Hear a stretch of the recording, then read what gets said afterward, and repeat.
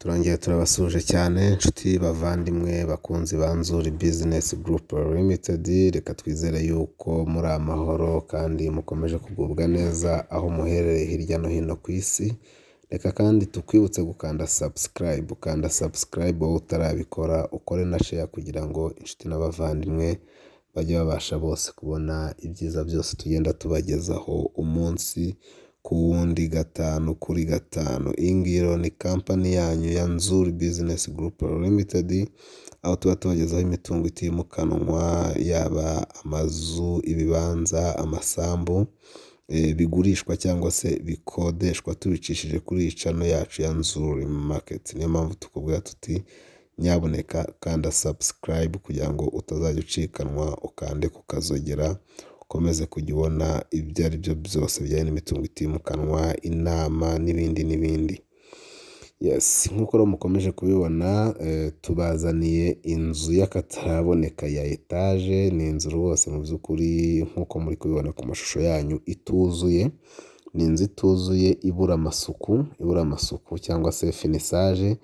Iyi nzu ikaba iri mu mujyi wa Kigali rwagati, hano mu karere ka Kicukiro mu murenge wa Kigarama. Abatazi umurenge wa Kigarama, ni umurenge uri hagati ya Rebero ndetse na Nyamirambo. Ni ukuvuga ngo kuva ku Irebero ujya i Nyamirambo uciye ahitwa mu Miduha, cyangwa se kuva i Nyamirambo ujya ku Irebero n'ubundi uciye aho hitwa mu Miduha, igice kirimo hagati aho ngaho hagati ya Nyamirambo ndetse na Rebero niho bita Kigarama. Iyi nzu rero iri mu murenge wa Kigarama hafi cyane ya kaburimbo, nko muri metero 100 zonyine cyangwa 200 uvuye kuri kaburimbo nini.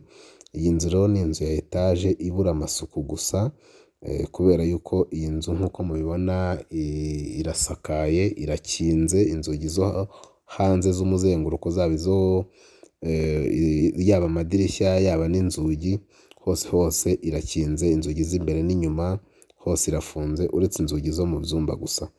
Iyi nzu rero ya etaje ikaba ifite ibyumba 4 mu by'ukuri, ikagira douche na toilette 3, ikagira salon, salle à manger, cuisine na stock, ikagira kandi parking n'umwanya wa jardin birumvikana bitewe n'uko iri mu kibanza kigari.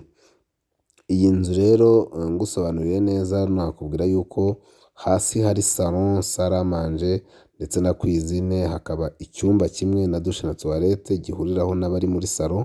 Hanyuma hejuru nk'uko ngiye kugenda mbibereka, hejuru hakaba hari ibyumba 3, hakaba hari icyumba kimwe kinini gifite n'urwambariro cyangwa se dressing room, kikagiramo na douche na toilette byacyo. Hanyuma hakaba ibindi byumba 2 nanone bifite douche na toilette bihuriraho. Noneho ibyo byumba 3 byo hejuru na douche na toilette 2 hejuru, wakongera icyumba nanone na salon na salle à manger na toilette hasi, bikaba ibyumba 4, douche na toilette 3, salon, salle à manger, cuisine ndetse na stock. Iyi nzu rero icyo nakubwira cyo nuko ibura amasuku ajyanye n'amarangi, amakaro ndetse n'inzugi z'imbere, kubera yuko irasakaye, irakinze inzugi zose, umuzenguruko n'amadirishya, iteye ibipande yose, clôture irubatse, ikiburaho ni portail. Ikindi kandi nuko na plafo ubwayo irasobetse, plafo irasobetse, ikibura nukuza ufungamo rangete cyangwa se gypsum.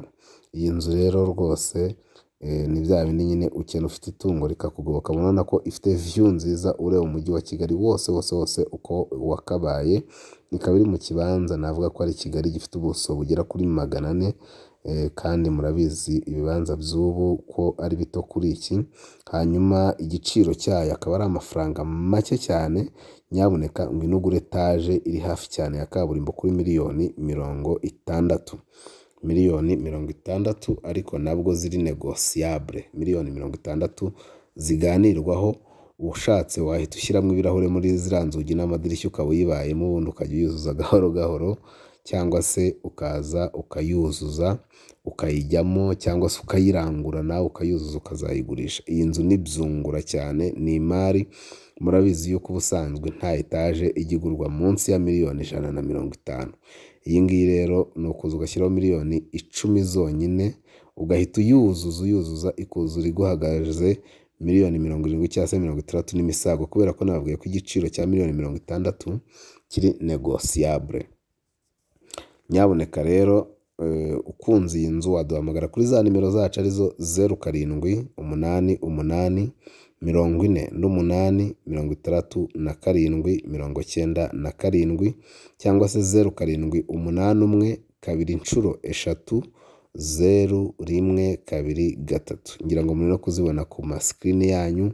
Twaberetse ahantu hose mu gikari, aha ni mu gikari, twaberetse neighborhoods, abaturanyi abonye kuri muri quartier nziza cyane y'ama etage, tubereka mu Rubavu, tubereka ahantu hose murabona ko ari inzu nziza cyane.